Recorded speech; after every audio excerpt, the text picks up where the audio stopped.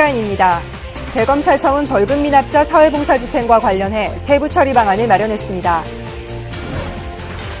대전지검 수사관들의 미집행자 검거 현장에 SPBS 카메라가 동행했습니다. 원주지청은 주유 할인 카드를 이용해 서민들로부터 7억 2천만 원을 편취한 일당들을 구속 기소했습니다. 순천 청산가리 막걸리 사건의 범인을 구속 기소하기까지 자세한 뒷이야기를 취재했습니다.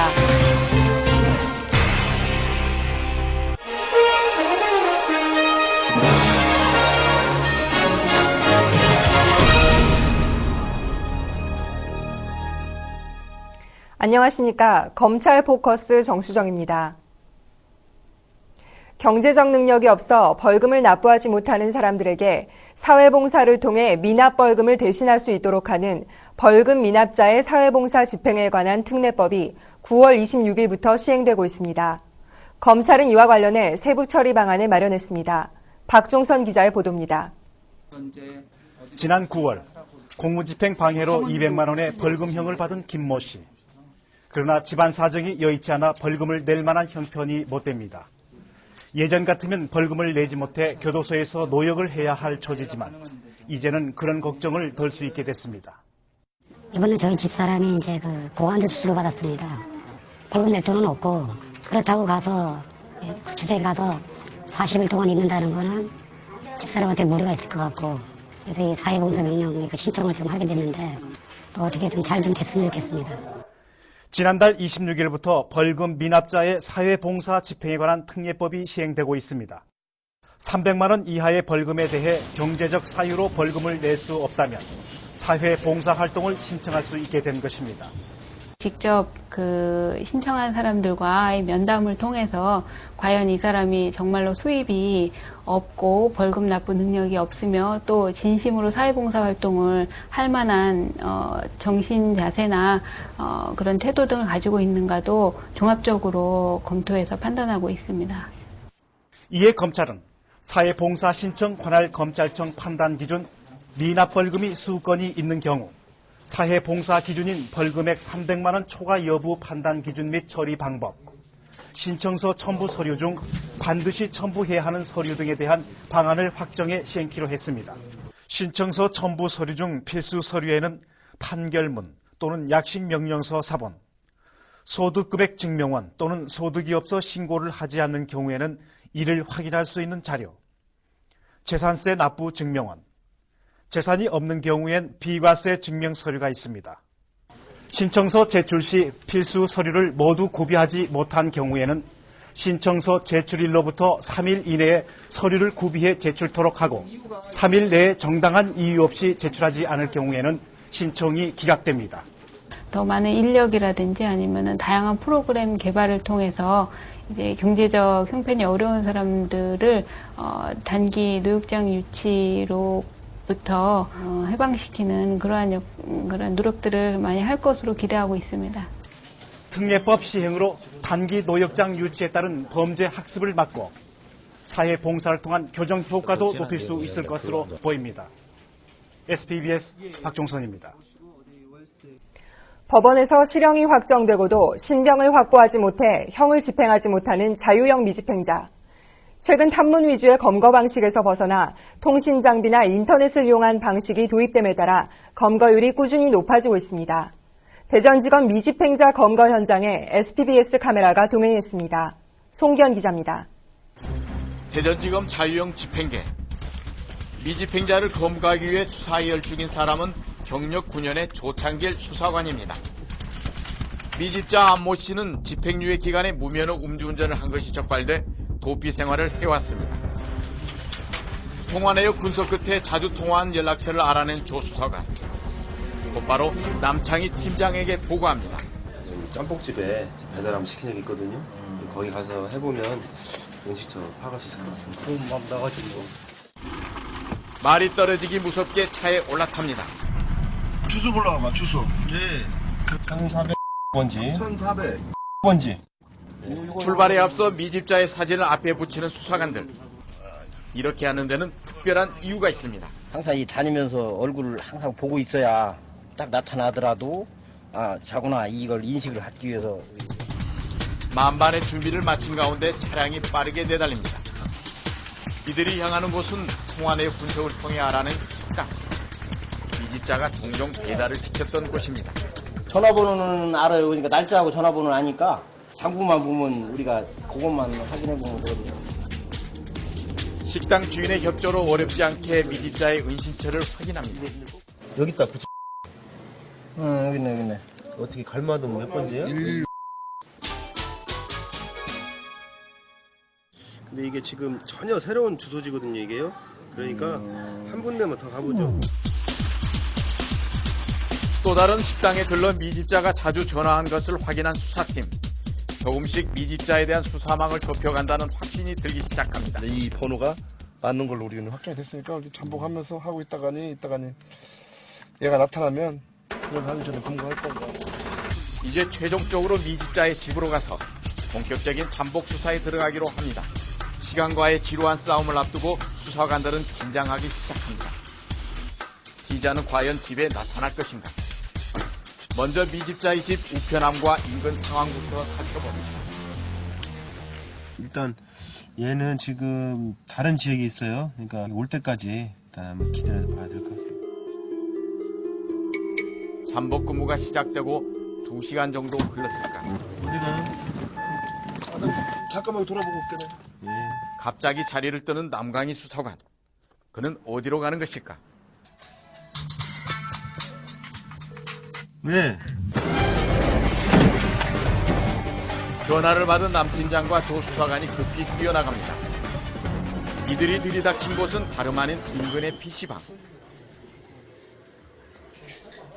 누군가를 향해 다가가는데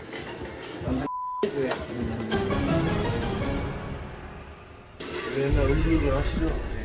의외로 순순히 검거에 응하는 미집자 안씨. 그동안의 도피 생활에 많이 지친 듯 자포자기한 태도로 일관합니다. 잠시 후 뒤늦은 후회를 해보지만 이미 때는 늦었습니다. 전에 제가 집행유예 기간이 있어가지고 그게 집행유예 있으면 안 좋다고 그래가지고. 왜 이렇게 술 먹고 운전하셨던 거예요? 모르겠어요. 하지 말아야 되는데. 만약 안씨가 재판에 출석만 했다면 집행유예로 끝날 수도 있는 사안이었습니다. 그러나 이제 그는 1년을 교도소에서 보내야 합니다. 대전지검을 나서는 수사관들. 오늘 하루를 마감하는 그들의 소감을 들어봤습니다. 그냥 잠복을 하다 보니까 그 한 5년 이상 하다 보니까 느낌도 있고 그래갖고 근처 이제 PC방을 탐문을 하는 도중에 거기 저희들이 검거할 수 있는 그 피의자를 발견하고 바로 이제 검거하게 됐습니다. 그 법에 대해서 무지한 경우도 좀 있고 좀 본인이 좀 법정에 좀 출석 좀 잘했으면은 이런 경우까지 이렇게 구속으로까지는 안 갔을 텐데 하는 그런 마음이 많이 들고요. 사실 우리 청뿐만 아니라 전국청에 있는 미집자 검거팀이 거의 우리와 똑같은 활동을 하고 있습니다. 저희와 똑같이 수고를 하고 있고. 전국 미집자 검거팀 화이팅!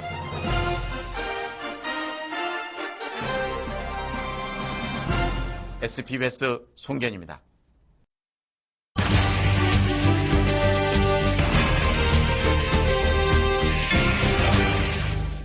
가짜 주유 할인 카드를 팔아 수억 원의 부당이득을 챙긴 일당이 검찰에 적발됐습니다.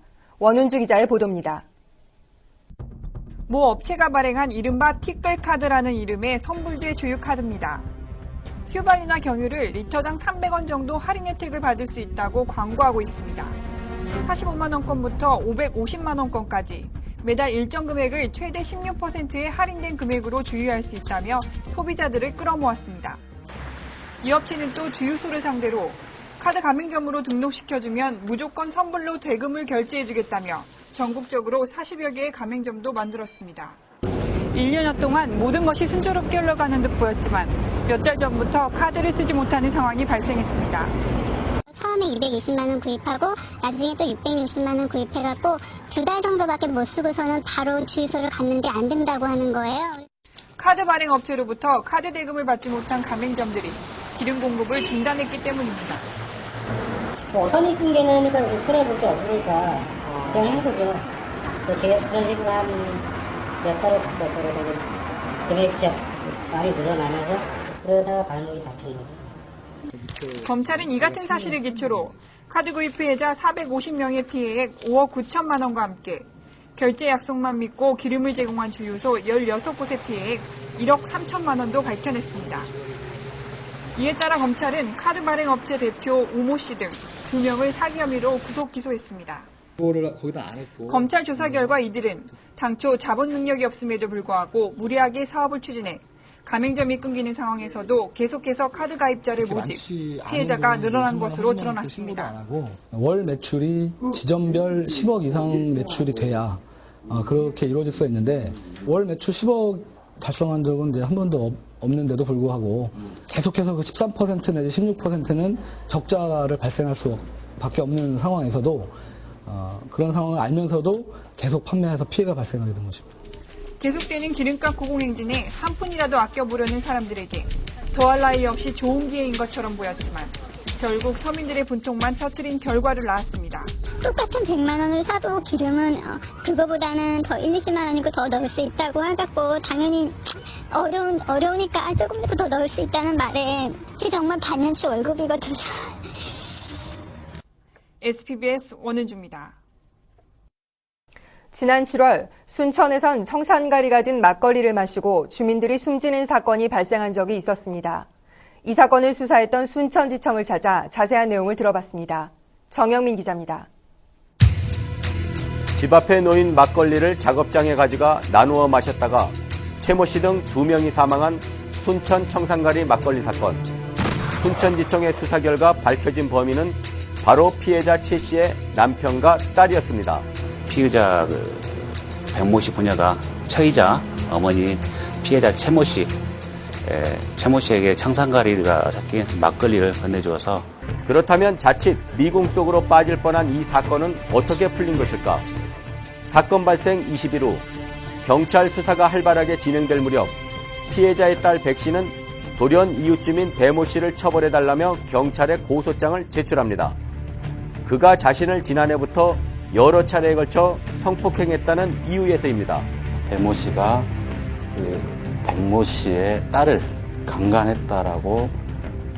강간했었고 강간이 들키자 살해하기 위해서 막걸리를 놔뒀다라는 그런 어떤 일종의 설정에 의해서 배모 씨가 강간 등으로 구속 기소된 사건입니다. 하지만 배 씨는 경찰과 검찰 조사 과정에서 혐의를 완강히 부인하는 반면 고소인 백 씨는 진술이 일관되지 않는 등 여러 가지 이상한 점이 보였습니다.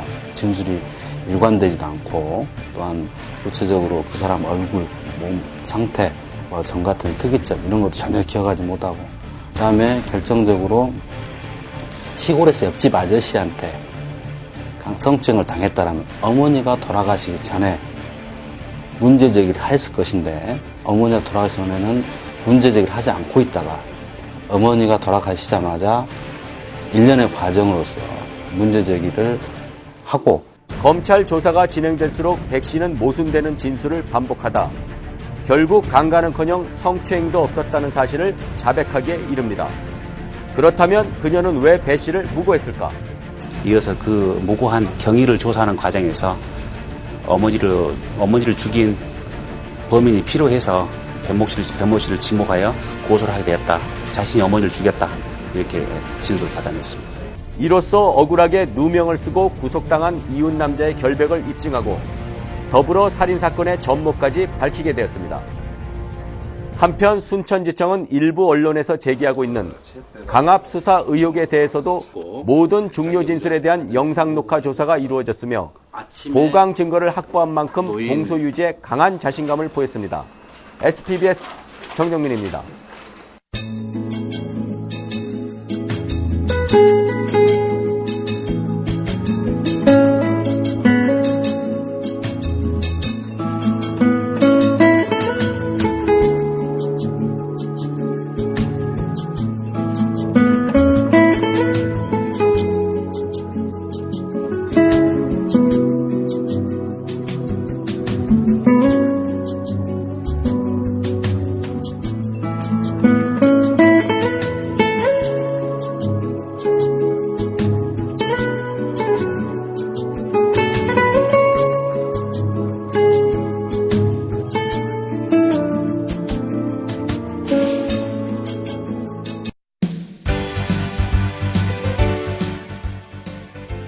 간추린 소식입니다. 지난 8일 러시아 대통령 행정실 공무 담당국장 일행이 대검찰청을 방문했습니다. 이들은 검찰 간부와의 대화 시간을 갖고 디지털 포렌식 센터와 검찰청을 둘러보며 한국 검찰의 업무와 역할에 대한 설명을 듣고 서로의 법 체계를 이해하는 시간을 가졌습니다. 대검찰청 형사부는 생계형 범죄자가 직업훈련 교육을 받으면 기소하지 않는 직업훈련 조건부 기소유예 제도를 시범 시행하기로 했습니다. 이 제도는 수원, 대전, 광주, 울산지검 등 4곳에서 10월 1일부터 6개월 동안 노동부와 함께 시범 실시됩니다. 검찰은 시범 실시 검찰청별로 30명씩 총 120명 정도를 대상자로 선정했고 이 제도가 내실 있게 전국적으로 시행될 수 있도록 3개월간 시행한 후 중간 분석 평가를 갖고 6개월 시행 후 최종 분석 평가를 실시해 확대 시행 여부를 결정할 계획입니다. 서울 북부지검은 지난달 태릉 선수촌에서 국가대표 선수 10명에게 장학금을 수여했습니다. 이번 행사에 함께한 범죄예방위원 서울 북부지역협의회와 송암문화장학재단 등 여러 유관기관들은 어려운 환경 속에 있는 태릉 선수촌 국가대표 선수 학생들이 학업과 훈련에 전념할 수 있도록 앞으로 지속적인 관심을 갖고 여러 가지 후원 활동을 벌일 계획입니다. 이상으로 검찰 포커스를 마칩니다. 시청해주신 여러분 고맙습니다.